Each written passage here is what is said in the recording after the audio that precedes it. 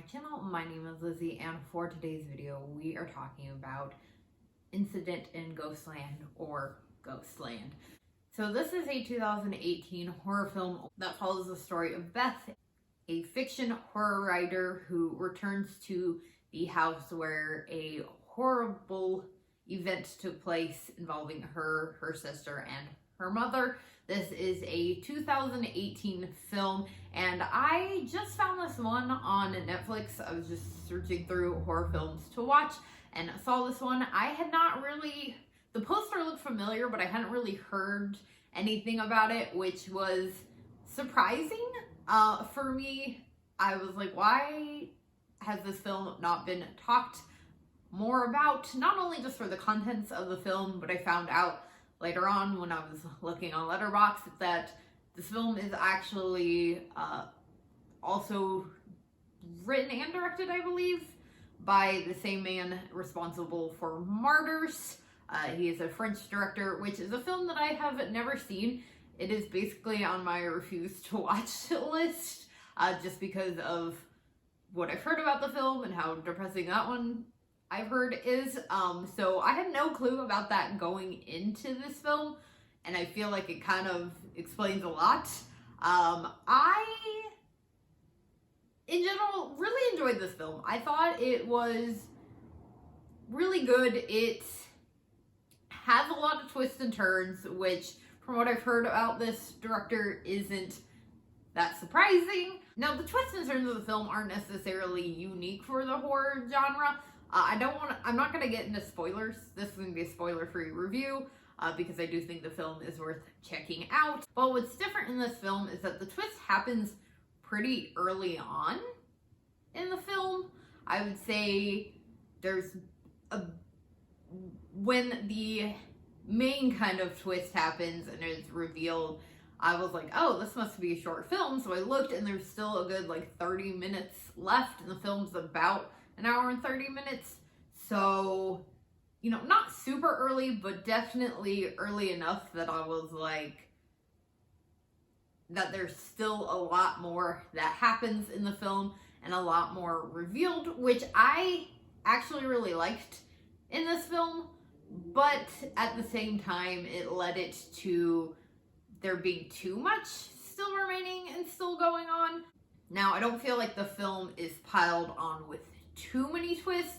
I would say you have your one big main twist that, like I said, happens with about 30 minutes left of the film, and then there's one or two small ones kind of here and there. But with so much time remaining in the film, I found myself starting to get a little bit bored and kind of a little bit not over it, but just wanting it to end, really, because they reveal all of this information and then they kind of just continue to reveal the same things as the film goes on, which it's really hard to tackle and explain when you're trying to avoid spoilers.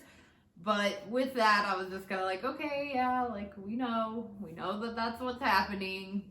Wrap it on up. But again, all in all, really enjoyed the film. I think it's really beautifully shot and very interesting. The main kind of actress in the film, one of the main kind of actresses in this film, I kept wondering why she looked familiar and where I knew her from, so I looked it up, and she was actually Allison in Teen Wolf, which I, to be honest, have not watched all of that show, but I think that she is I think that she's a very good actress, and she did amazing in this. Really kind of everybody did. When I was looking on Letterboxd, it did look like there was some controversy regarding the film. One of the main actresses that plays the character of one of the kind of main actresses in this film plays the sister to Beth. Apparently the actress was injured on the set of this film, so that's not really great. I definitely think that there is a line some directors and even sometimes actors will cross when it comes to trying to create their art and putting their actors at risk, which I don't think is ever good. If you have to put your actors' well-being at risk to create your art, then you're not a very good creator, in my opinion. Especially, I mean, like I said, this film came out in 2018. There are no reasons for actors to be harmed in a way. Sounds like whatever happened could have been preventable, so that's very disappointing. But even though I do like the film, I just kind of wanted to include that in case that changes your mind at all about wanting to watch this film. But if you have not seen this film, again, highly suggest checking it out. Like I said, I just watched it on Netflix in the US, so hopefully you can find it in Netflix in other countries. But if you have seen Incident in Ghostland, let me know what your thoughts are on this film in the comments below. Did you enjoy it?